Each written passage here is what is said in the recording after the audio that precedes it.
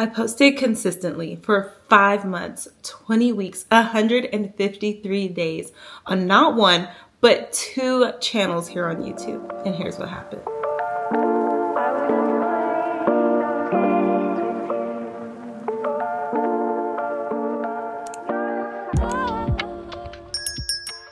20 weeks is a long time to post consistently on YouTube. And let's be honest, with the journey I've had, I think most people probably would have quit. YouTube is not easy, but when you are experiencing those low subscriber counts, those low views, the feeling that you're not growing, you can easily feel defeated. But I can honestly say I've learned so much over the past 20 weeks, just about YouTube in general, how to improve my journey, about myself. There's just so many things I feel like I've kind of navigated through and learned. And I can honestly say after 20 weeks and still not being monetized, I'm still gonna stick with it. And I want to share some of the things I've learned with you so that if you're just now starting your journey, or if you are in the journey and you're kind of like me and you're struggling, that to know that you're not alone, but also that you can learn from my mistakes so that you can improve. Hi, my name is Nichole, for those of you who don't know me, and here on this channel, we talk all things YouTube tips and tricks and monetization, and also a little bit of the entrepreneurship journey that I am starting on. And on this channel, I have been tracking the monetization for my main channel. It is a lifestyle vlog channel, and on this channel here as well. So I've been sharing insights into my journey, things I'm learning along the way, and after 20 weeks, I'm ready to share what I've concluded. So let's just hop right in. So one of the first things I learned is that consistency is not enough. When I was first starting on my journey, way back when for my main channel, when I was researching for this channel and starting over again, I kept hearing consistency, consistency, consistency. You must be consistent. Post consistently. What most people do not tell you when they're saying that be consistent is that you have to strategically post consistently. So for the most part on both of my channels, I posted 2 videos a week. There was like a week or 2 in that 5 months where I did not post a long form video, but I was uploading shorts. I was using community posts. So I was engaging on YouTube in some type of way every week consistently.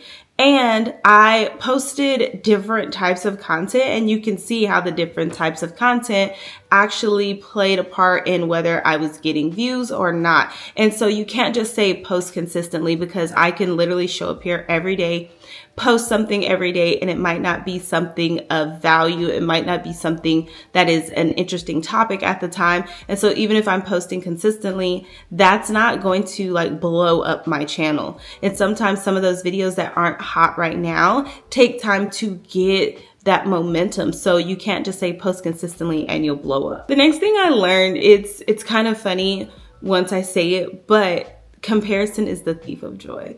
I have watched so many other creators start when I did, start after I did, especially on this channel, and I've watched them blow up, and I'm like, how are you doing that? So then I start studying their videos, trying to figure out what they're doing, and I lost sight of what I truly wanted to do, the style of content I truly wanted to do.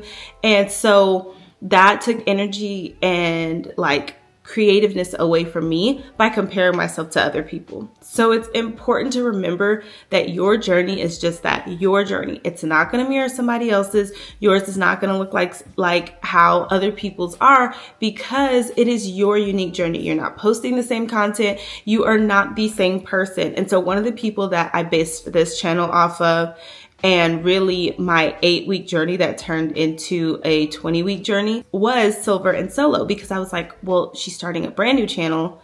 Well, from what it looked like, a brand new channel. And she was monetized in 10 weeks. I already have this channel. I should be able to monetize in 10 weeks.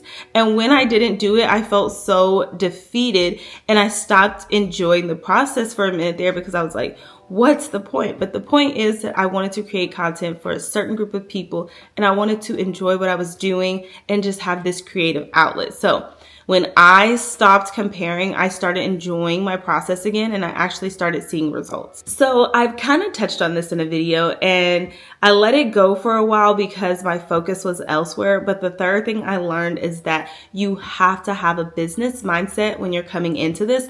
unless you're only doing it for a hobby and you don't want it to grow. And by business mindset, I'm meaning you have to like clock in. You have to have a set time every day or however many days a week that you're going to work on YouTube. You have to be on it as if you are the CEO or the boss of this company and you are trying to make things happen. When you go into it with like a lazy or lax mindset, if you miss an upload, you're like, well, and I'm like, no, if I don't make that upload, I'm hurting my business. Like, that's the kind of mindset you have to go into it with if you want to grow this. And for a while, I had that mindset. And as it wasn't growing, I was like, I guess I can put my efforts elsewhere instead of capitalizing on what I was already doing. Which leads me to number 4, which schedules are key. And that's just a principle I live by in life. I have to have a schedule. When I go to work, I'm so productive and I do so well because I know each period of the day. Like I know first period, I'm doing this, second period, I'm doing this. And like I have a schedule. And within those periods, I know everything that I have to accomplish. And I just start ticking things off because it's so structured that I don't even have to think about it. I have to live by that with YouTube as well. And I feel like most people who are successful on YouTube have some sort of schedule and they follow some sort of plan so that they can get content out consistently, but also like have time to research, have time to like really edit. Like you need a schedule to follow, which goes with that business mindset, because successful businesses, if you watch even like the school system, they have it lined out exactly what to do. So there's no guessing. Like when I come home, I need to know exactly what I need to accomplish as soon as I walk through the door. The next thing I learned was that batch content creating is so key. Those weeks where I had content already created, it was batched, it was ready to go, were my best weeks. And then when I got behind, when I didn't record on the days that I was supposed to because I didn't follow my schedule, those are the times where I was like scrambling. I wasn't prepared. I was stressed. I was like, I don't have an upload for this week. Those are the times where I was just like, and then the weeks where I had content just batched out and ready to go, I spent my weeks just editing instead of constantly recording, editing. And so if you don't batch content, I am telling you, after 20 weeks of posting, if I've learned nothing else, it is to batch create whatever I can, because highs and lows come, different things happen in life. There was a short period of time where I was banking on having help with my son and I didn't get it. And so nothing got done and I couldn't edit anything because I had nothing filmed. So batch content create, trust me when I say it. So definitely try to do batch creating where you're just making content one day, a full day of just making content, and have it planned out and ready to go so that you know this is going on this day, this is going on this day, and your life will be so much easier. So those are all of the things I've learned. And honestly, some of them are common sense and some of them you just learn along the way. Like some people don't need to batch content create because their life is a little bit more flexible, but I'm a single mom. I work as a teacher full time. I run my department at my school. Like I have a lot of things going on. I'm in ministry at church, so I don't have time to record every day. And my life is so unpredictable with a toddler that I need to use those predictable days like my Saturdays and my Sundays to really just crank out content and be prepared for the rest of the week. And I have to stop being so consumed with not having like the perfect setup or being in the perfect place. I am in my car 90% of the time and I do not want to record there. But honestly, my best thoughts come in the car and I just need to be comfortable with pressing record and just getting it out there. So that's what I've learned, honestly. And like I said, this journey has been so crazy, but also so rewarding, even in the highs and lows. And something I truly feel like I learned, this is just like a bonus thing. It's not really like a tip, but something I truly feel like I learned is that there is a purpose for my journey, just like there's a purpose for somebody else's journey. Somebody who quickly blew up on YouTube, that might be the motivation that somebody else needs, especially if you get defeated easily. I used to get defeated really easily, and now I think I kind of have more tough skin. And so this long drawn out journey of trying to monetize something that most people don't really monetize, like a lifestyle vlog channel, very easily. I think it's for a purpose. I think there might be somebody else out there who might need to see my journey and know, okay, she's not where she wants to be, but she's going to keep going. and eventually get there. It can happen kind of thing. So I definitely believe that like our process, things we go through is for a reason. So I'm definitely not defeated. I'm definitely not discouraged.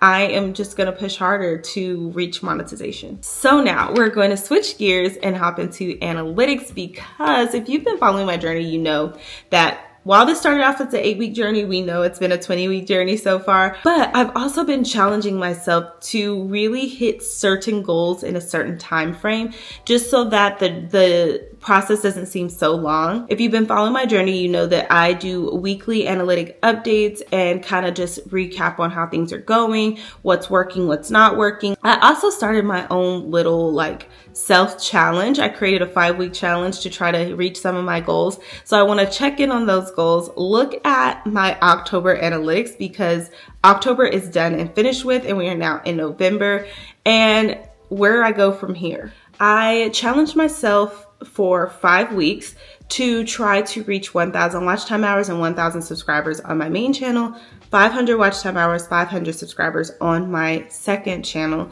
And things that I was doing to reach this was posting 2 videos weekly, which I did most weeks. Actually, I did every week in this part of the challenge. And then pull from the inspiration tab, which I did, but I found that so hard. And I want to talk about that in another video. And then working on my branding, my thumbnails, the way I present my videos so that I can get a higher click-through rate, which I did. So to end out this 5 weeks, I did end up hitting 1,000 subscribers. I had actually 1,002 subscribers. And then for this channel, I did not quite make the mark. I had 176 subscribers. And then for watch time hours, this reflects 971, but actually I did hit the 1,000 mark. It just hadn't populated, but according to this, I did not meet the mark, but I did. And then for my main channel, I definitely did not make the mark. I only had 115 hours for my second channel, so I did not hit the mark. And it's funny because this is a more niche channel and I'm finding it really hard to grow this channel. But I am confident that the next 5 weeks will be so much better. So yeah, that was my little mini journey. I am going to set new goals, have new things to work on for the next 5 weeks. So make sure you tune in for that. So now if we look at the weekly overview for the main channel, I had 1.7K views. I had 78.6 watch time hours gained. My average view duration was 3 minutes, 25 seconds, which that kind of went down in these 2 columns. My click-through rate was 3.6%. That also went down. Subscriber count went down. I only got 21 subscribers, but my impressions went up. It was 30.1K impressions. And yeah, I posted the 2 videos for that week. So for my business channel, I call it my business channel if you're new, but for my second channel, actually numbers were going up in some areas. I had 901 views, 22 watch time hours gained, 1 minute and 29 seconds average view duration. And I think that's just because I had more views, more people clicking and maybe not necessarily watching the whole video. My click-through rate was 3.7%, so that it did end up going down. Huge right here, y'all. My subscribers went up by 71. I gained 71 subscribers. That is the most subscribers I've gained at a time so far. And then my impressions went up, 18.5K impressions. I don't know what happened. Something just shot up, but it quickly shot back down. And then I was able to post 2 videos.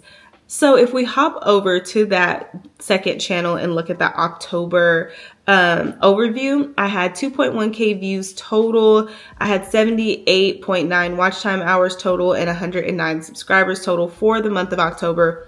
All my arrows were going up. So October was actually a really good month for me. Actually, it was the best one I've had for this channel, and this channel is 5 months old. And then likewise for my main channel, all the arrows were going up. This was a really good month for me. This was not my best month. My best month was actually June or July of 2024, but I had 7.3K views total, 28.7 watch time hours total, and 71 subscribers. So yeah, this was actually a good month for me. I feel like I was getting back on track after school started, because August was rough, y'all. August and September were rough months for me. So one of the things I want to capitalize on and really look at when I go into these next 5 weeks of challenging myself is something I would advise you to look at is to go in and look at your analytics a little bit deeper. I added the view for the average percentage viewed by content and really look at the content that is performing better as far as average view duration and which ones are getting you subscribers, because you really want to double down on that. And that's one of the strategies that I'm going to use going into the next 5 weeks of really trying to monetize my channel. So I'm looking at the videos that are bringing me like a lot of watch time, as well as videos where people are staying on them longer. My shorts actually are not performing as well as they used to, but the few that I'm doing actually do perform pretty well. This video right here, I did not expect it to do well. It is just me transforming my patio. The average percentage viewed is 26.2%. It's gotten me 616 views, 34 watch time hours just by me showing how I transformed the space in my home. And I actually enjoyed doing that. And it got a lot of impressions. Also, me talking about my car buying experience, buying my dream car. I did not think that that vlog was going to get as many views as it did. And y'all, it got so many views. Now, as it gets more views, my average percentage viewed is down. But the people that are viewing it all the way through, I can tell because of their comments, or maybe they're just skipping to certain parts. I don't know. But it's gotten me almost 60 watch time hours, a lot of impressions. And these are all videos that are like more recent. And my older videos are actually starting to pick up as well. So that's something I need to look into. But you definitely want to check out your average percentage viewed and capitalize off of those videos. So yeah, guys, that is my analytics. That's also what I've been learning over these 20 weeks. I'm really excited to keep going with this journey. I am not going to give up, even though it's been like really challenging, really like just draining at times. I really feel like I am learning endurance. And honestly, if I were to blow up today, I don't feel like I would be ready to sustain it, because I'm still working on being consistent strategically, really creating a business out of this and a good workflow. So I am enjoying the slow process so I can work out the kinks and really figure this thing out and have time to be able to learn how to sustain it. So I will be doing another 5-week challenge, and I'm inviting you to join me. If you are just starting or you're really trying to work on a channel that you've had for a while, join the challenge. You may not have the same goals as I have, but set you a goal, set you some baby steps to work through, and let's get these channels monetized, guys. I'm super excited and I know we can do it. And I just can't wait for that day where I can come on here and be like, guys, we did it, we monetized. And if you are about to start a channel, thinking about starting a channel, and you just don't know where to start, check out my video here on my channel. I will link it up in the cards or down below in the description. And it was what I would do if I was starting my YouTube from scratch. Like if I had the opportunity to start all over again, it's all about how I would start my channel from scratch so I could start it successfully, way different than what I've done in the past. And if you are new to this journey and you are trying to catch up, I will also link the playlist for the monetization journey so far, so you can kind of go through and see things I've done that have worked, haven't worked, and I will see y'all in the next video. Bye, guys.